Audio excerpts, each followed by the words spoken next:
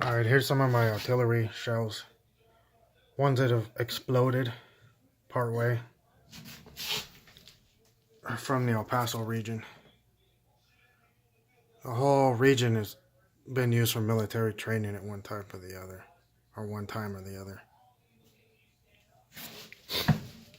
Mostly for anti-aircraft fire, but they did a lot of other stuff. Let's see.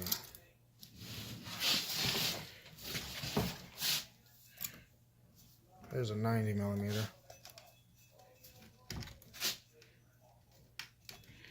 Still got the band on it. Flat base.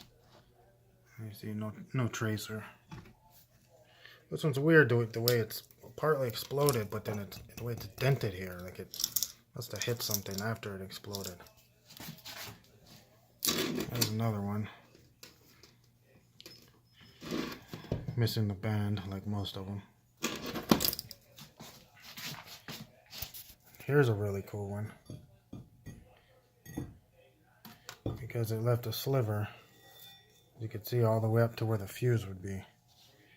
You'd have a fuse up here. I believe these are the ones for the 90s. There's nothing in this. Some of these you should be real careful of, or even the fuses. Some of them still have booster charges and other explosive in them, but these ones are inert. There's a timer, like a little clock.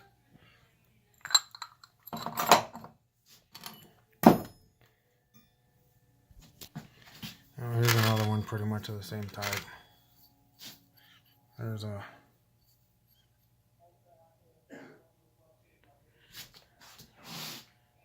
dang light. There it is, 1943. That's a cool piece of shrapnel, or more appropriately, a shell fragment. Even though most of us just call it shrapnel. This is a piece of shrapnel. This is from a shrapnel shell. Also called a musket ball. Just a lead ball. And what this comes from is one of these 75mm. Completely hollow. But you'd have a black powder charge down in the bottom of this. You'd have one of these plates down in there. And then it'd be full of these lead balls up to here. You'd have another plate on top of it. And you'd have your model 1907 fuse. And it's got a 21-second timer. And I'm sure they had a tool that you put this in and, clicked it over to whatever time you want. And it also had an impact fuse. I think a lot of these actually impacted, because there's a bunch of these close to my house. You'll find them all busted up like that. I haven't found too many that are really in good shape.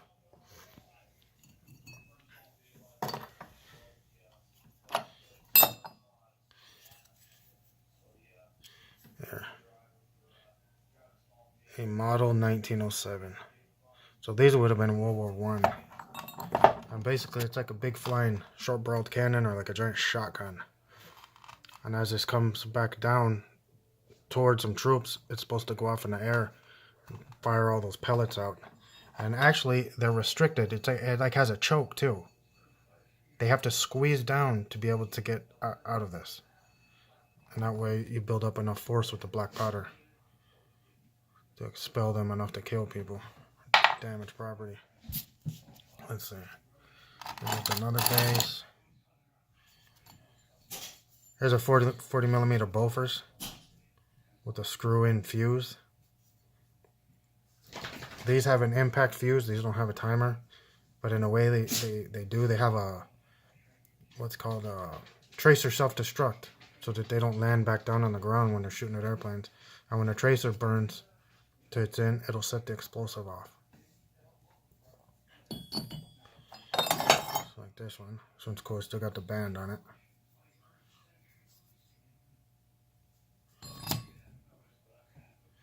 I thought I had one of those fuses. Here would have been the fuse for the 40mm. This one's hollow. But you'll find these that still have the charge inside of them. See? So be careful with those. But this one's completely hollow. Because a lot of them, when the tracer self-destruct goes off, it'll set the explosive off and it just blows the fuse off. The fuse doesn't actually detonate. Well, that would have screwed in up here on the top. So, a 20 millimeter tracer. There's a 40 millimeter armor piercing round. And these will shatter because they're hardened steel. The fuse is for the 90 millimeter.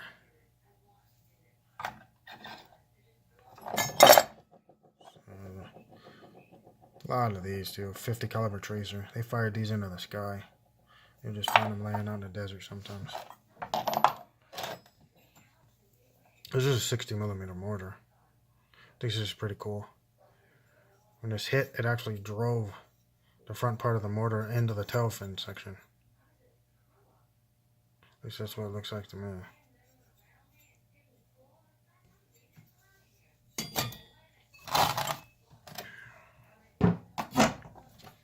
This is a 37 millimeter.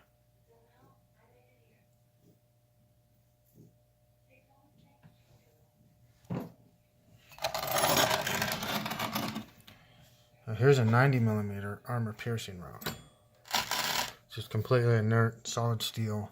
It does have a tracer component in the back, but it's not. It doesn't have a screwed in one or anything. It's just like a hole that was either drilled or cast into it, and they filled it up with the tracer compound.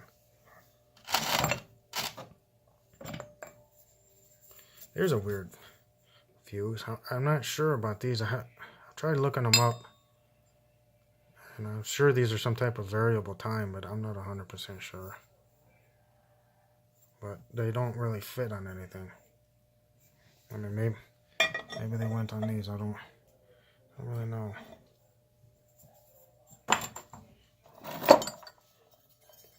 It looks like a mortar, piece of a mortar shell.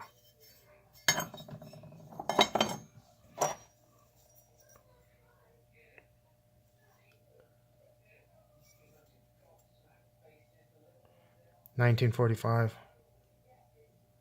40 millimeter Bofors round, and the primer hasn't been struck, so probably somebody threw it in the fire. It's pretty heavy.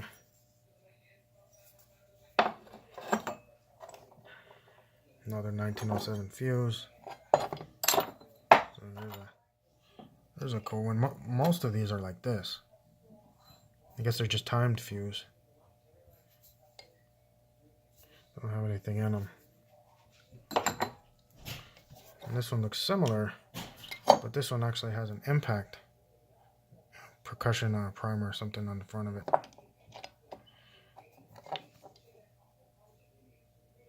It's got the same electrodes, but it actually has had some powder and stuff inside of it, unlike the other ones.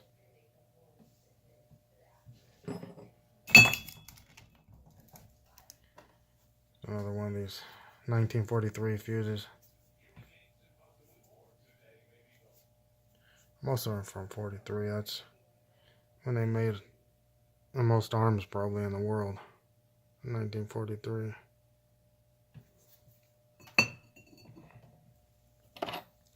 Another 1907 fuse. Maybe that's the same one where I like that. Another fuse. Impact fuse. Another one.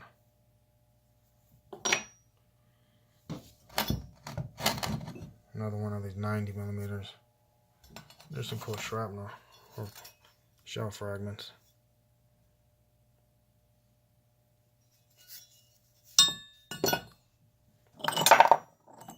Here's what the shells are supposed to do. The whole body is supposed to turn into these slivers.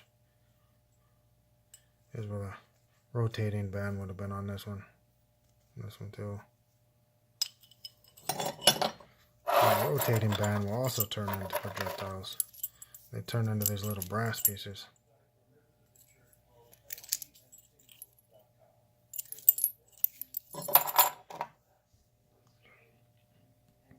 Here's one that's inert. It's just a dummy fuse. Probably for like a training practice round. Another 40 millimeter.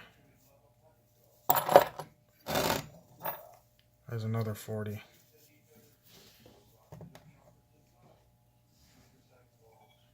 One of these armor piercing ones. They do have a tracer component, but they don't have any explosive or anything like that on them. There's a rotating band. I put this in vinegar and then kind of left it, and I never finished working on it. That's why it looks like this. Should be black.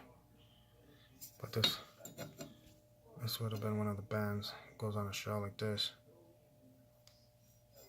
Came off mostly in one piece.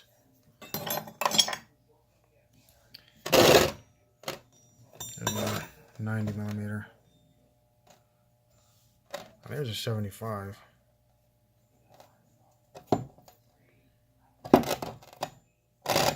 I actually found this one closer to the Rio Grande River. So they were definitely even firing shells over there in the valley.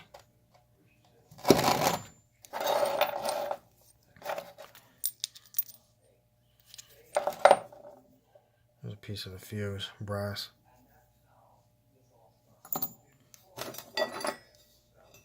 And some of these interesting ones with the round bases. It's kind of like a boat tail. And I can't find anything on the internet. Maybe I just haven't searched hard enough, but I can't find any pictures of any kind of artillery shell that has this round base.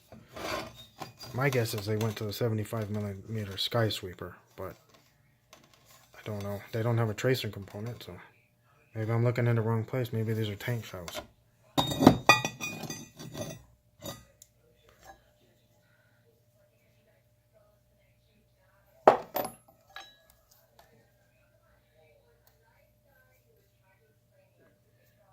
Yeah, 4 of 1943. 40mm fuse. There's a heavy chunk. Oh yeah, this one's cool. So it's still got part of the band on it. So this one's really heavy too. It's thick.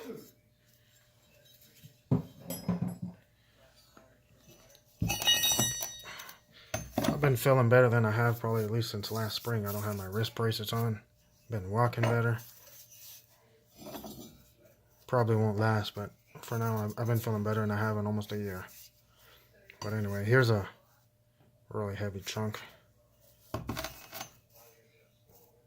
I'd smash your head in if that hit you, even if it just fell on you.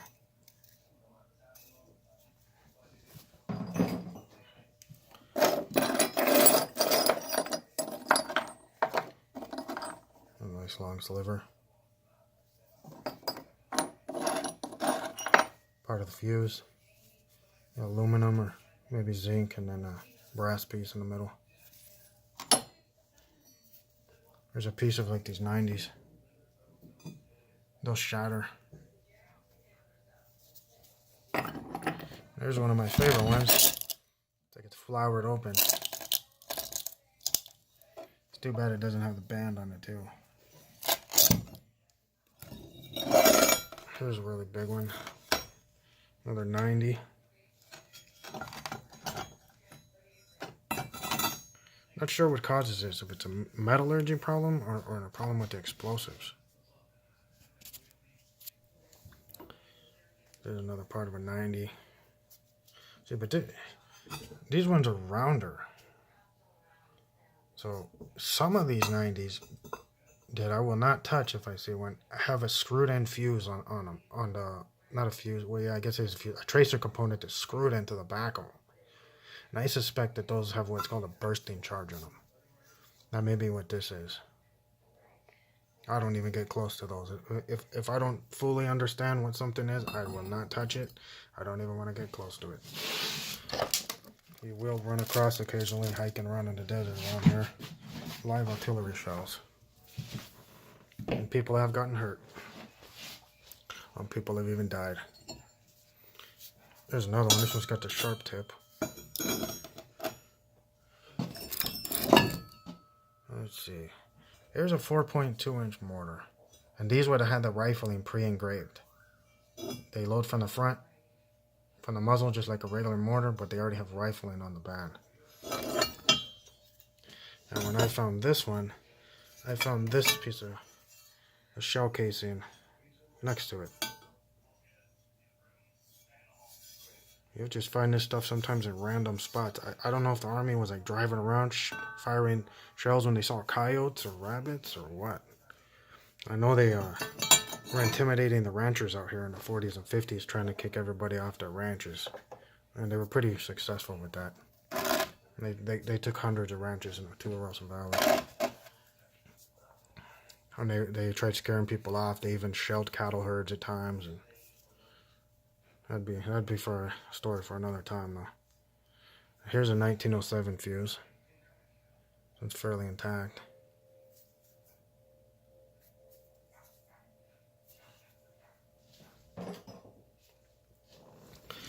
More of these round base ones.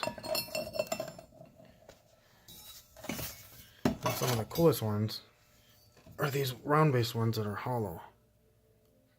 I mean, unless these were some kind of shrapnel shell, but I wouldn't say so, because these ones that are blown up. So these are probably high explosives. I don't know if they didn't fill it with explosive at the factory, or if the explosive just burned off. But I've never found a fuse that fits on this, which kind of sucks. I think it'd look really cool, and I can't find a picture of this on the internet either. Here's another 90. And then lastly, this weird thing. I don't know if this is a flare or what the heck this is to. You can see the rifling marks, and then right here would be the timer, where the little arm would tick, tick, tick, tick across this. And it's lefty-tighty, righty-loosey. It's all aluminum. I've only ever seen one of these. And it's broken. I don't know if this burst open and released a flare on a parachute or what this was. That would be my guess. Lefty-tighty. That way it doesn't open up when it's rotating. Oh, this is just some of my junk.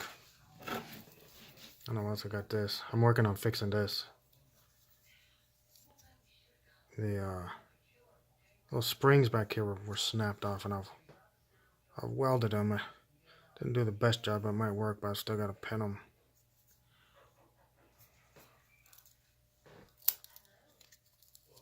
I can open this with one hand.